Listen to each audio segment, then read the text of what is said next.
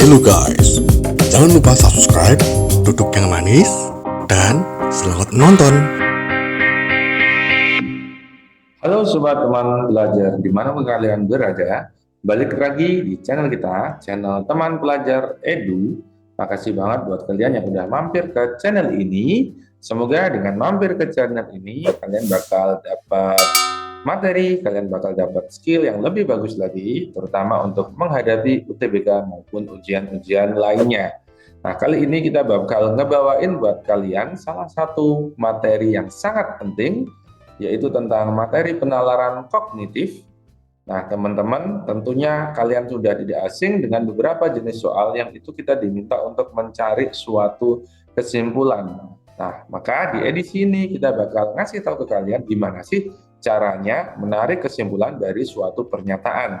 Apakah itu sama dengan menarik kesimpulan di bahasa Indonesia atau punya aturan-aturan tersendiri? So, jadinya langsung aja yuk kita cek gimana caranya menarik suatu kesimpulan. Nah, oke, kita udah nyiapin beberapa soal yang akan kita bahas di episode ini. Yuk kita cek bareng-bareng mulai dari sini. Nah, soal selanjutnya nih teman-teman. Nih, kita punya ada 3 premis ya di sini. Yang pertama, premis 1, jika musim kemarau terjadi berkepanjangan, maka sawah menjadi kering. Yang kedua, jika sawah menjadi kering, maka petani gagal panen. Dan yang ketiga, ternyata petani tidak gagal panen. Oke, untuk premis 1 langsung aja kita rubah. Musim kemarau berkepanjangan, ini variabel pertama ya. Oke, ini kita sebut sebagai P. Sawah menjadi kering, ini sebagai Q. Sawah kering muncul lagi ya, ini sebagai Q. Kemudian petani gagal panen, variabel baru adalah R. Ternyata petani tidak gagal panen, ini berarti tidak R. Berarti premis 1 itu adalah memenuhi bentuk P maka Q. Sementara yang kedua ini adalah Q maka R, gini ya. Dan yang ketiga ini adalah tidak R. Oke, begitu ya. Kira-kira apakah kesimpulannya? Nah, ini kita punya 3 premis nih teman-teman. Berarti kita simpulkan secara urut dulu. Yang pertama ini ya, antara premis 1 dan premis 2 itu kita simpulkan bisa nggak? Oh, ternyata bisa. Ini menjadi P maka R, kesimpulannya ya, pakai silogisme. Kemudian dia ketemu dengan tidak R. Nah, gini, otomatis ini menjadi modus tolen ya, modus tolen. Kesimpulannya apa? Berarti adalah tidak P. Berarti tidak P itu musim kemarau tidak terjadi berkepanjangan. Nah, begitu teman-teman. Oke, seperti itu ya. Nah, prosesnya adalah seperti itu. Selanjutnya ini.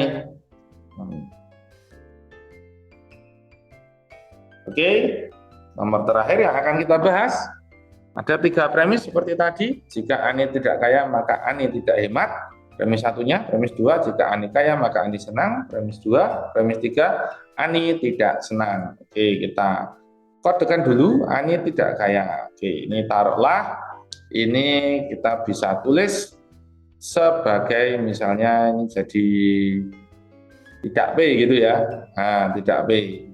Ani tidak hemat, Ani tidak hemat, ini tidak Q. Kemudian Ani kaya, kaya itu berarti P ya, karena tidak kaya tadi adalah tidak P. Ani senang, ini adalah variabel baru R. Kemudian Ani tidak senang, ini tidak R. Oke, kira-kira apa kesimpulannya? Kita cekidot.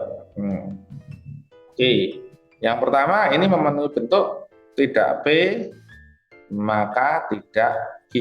Sementara yang kedua, ini adalah P maka R.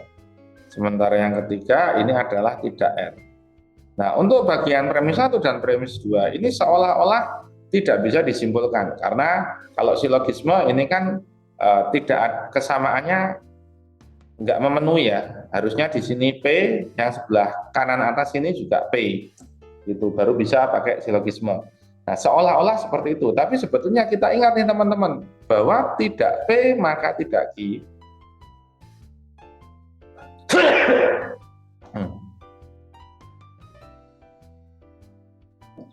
Bahwa tidak P maka tidak Q itu ekivalen dengan bentuk Q maka P. Itu sehingga ini P maka R itu ya. Oke, kita simpulkan dulu hasilnya itu adalah Q maka R begini ya. Nah, kemudian kita berikan yang premis ketiga di sini yaitu tidak R. Berarti ini memenuhi modus Tholen ya, modus Tholen. Kesimpulannya Q maka R ketemu tidak R adalah tidak Q. Nah, tidak Q itu apa? Berarti Ani tidak hemat. Begitu teman-temanku semuanya. Jadi opsi B. Nah, oke. Halo guys, aku mau ngasih tahu kamu kalau video ini belum selesai. Kita masih ada sambungannya lagi. Jadi kalian tetap stay di channel teman pelajar ini dan saksikan video lanjutannya. Oke ya, bye bye.